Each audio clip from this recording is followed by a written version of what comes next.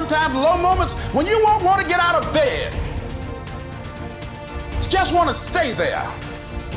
At times you won't want to come out the house. It's hard living.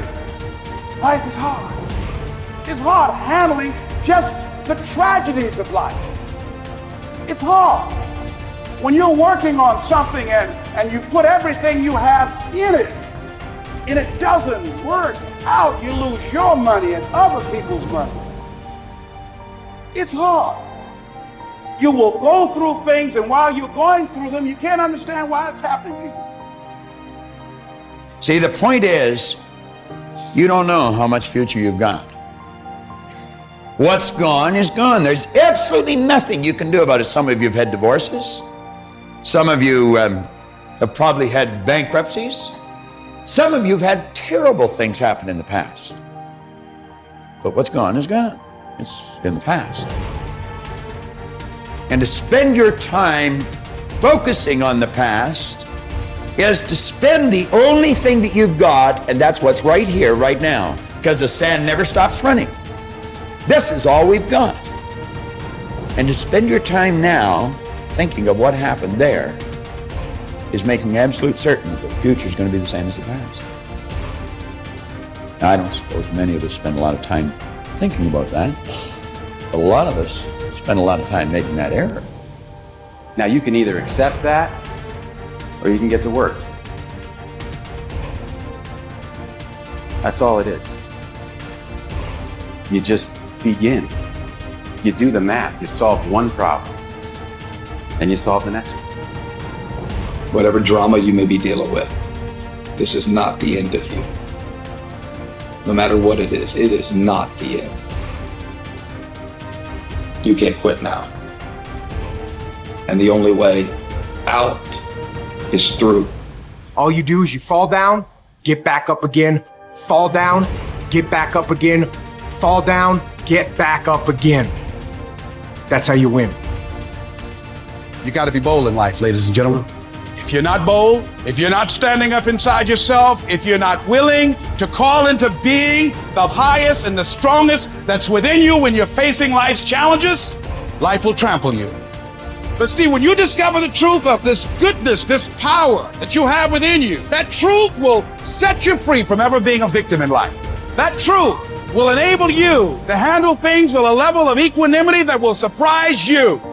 Getting unstuck means that you are going to start living life on your terms, rather than just gliding through every day on automatic. That you have a special power within, that you know that things are going to get better for you. You know that you can handle this. And because you want some different kind of results in your life, you've got to decide that I'm going to go all out. Now listen to me. I don't care what you're going through. If you're not dead, he ain't through with you yet. As long as you waking up, you still in the game. As long as you alive, you can still make it happen. As long as that breath in your nostrils move, you still in the game. You still can win. Now get your butt up. Why do you keep crying? Why me, God? Why did I get MS? Why did I get cancer? Why did my mama die? Why did I get fired? Listen, you got put through that because what that does, that tension produces greatness. Stop running from it and run to it. Lions don't cry. Lions don't give up. Lions don't quit. Lions hunt.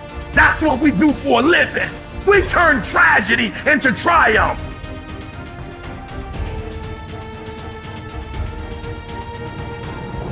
You'll never obtain any substantial measure of material wealth if you insist upon living your life as if you are looking back through your rearview mirror on your automobile.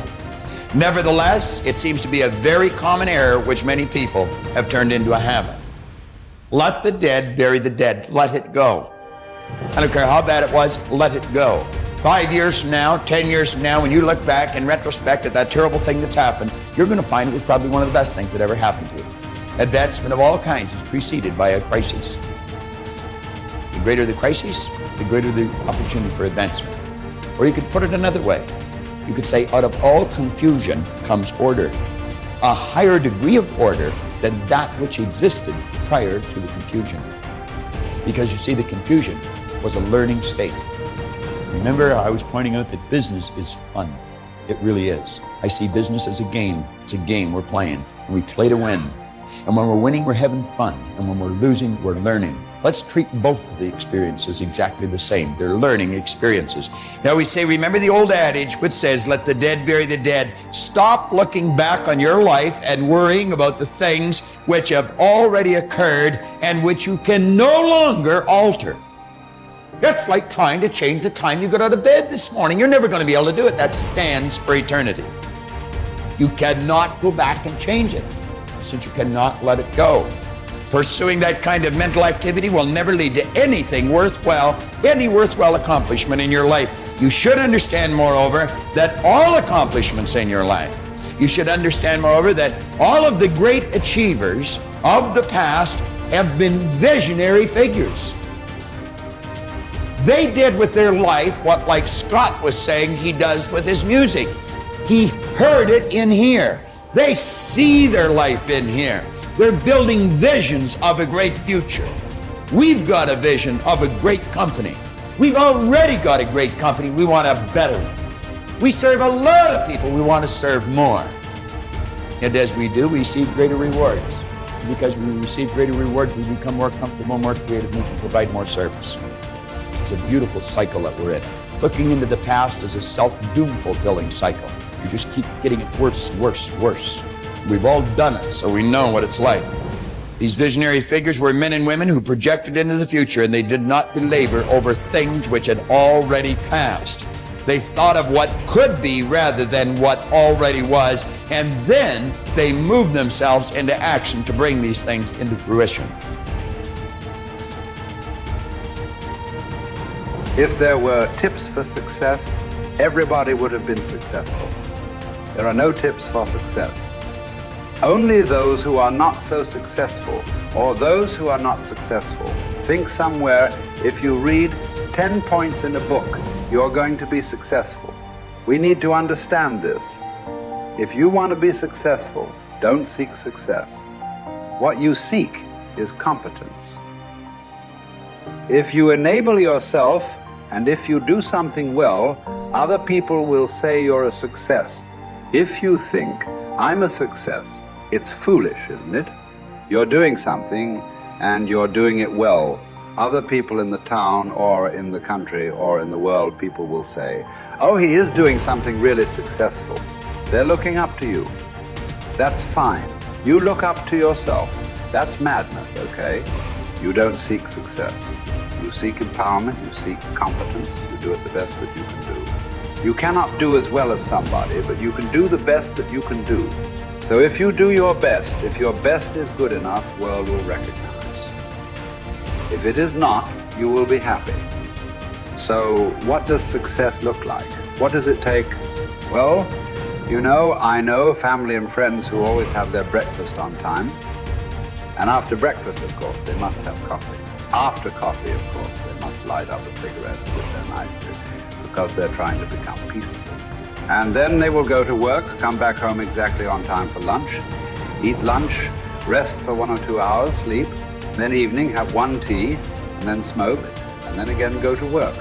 And at 8 o'clock, 8:30, they're back home for dinner, and then maybe other things, drink and this and that and whatever. But those who have been very successful, either in music, sport, art, business, spiritual process, doesn't matter what, those people never know when they ate, when they slept, when they got afternoon rest. So those who are committed to being successful with whatever they're doing, one important aspect of their life is they're not settling down wherever it's a bit comfortable, because comfort will happen when they lower you too in the grave. Very comfortable you are, you know. Right now, it's about ensuring that there is profoundness of experience and there is impactfulness of activity. Because if they had given you a limitless amount of time, you could do all those things. Nothing wrong, I'm not against them. But they gave you such little time with such tremendous potential of being human. That's the problem. For every one of you, your life is precious, isn't it? It's a precious life. If something is precious, where do you want to invest this life? Because what you call as my life is just a certain amount of time and energy, isn't it? As you sit here, your life is ticking away, or no? What is ticking away is not time. What is ticking away is your life. So this energy that you call as my life, how are you going to invest it? Because if you're doing something truly worthwhile, it gets over before you know what happened. Only if you're doing something worthless, it feels like a long life. Have you noticed this? On a particular day when you're very happy, 24 hours, poof. It went off like that, like a moment. You are miserable, 24 hours feels like 10 years. Have you not noticed this? So, only miserable people will have a long life. Joyful people, life goes away like that as if it's a couple of days. It passes away like that if you are creating what you really care to create. So, one thing that every young person should do is, without the influence of the peers of your own age group, without the influence of your professors and your parents, without any kind of influence, somewhere you must stay by yourself at least for 2-3 days and look at it. What is it that I want to invest this precious life into? What is it that will be worthwhile today and worthwhile after 50 years for me to invest myself into? You invest your life into that, whatever it is, however small, big, it doesn't matter.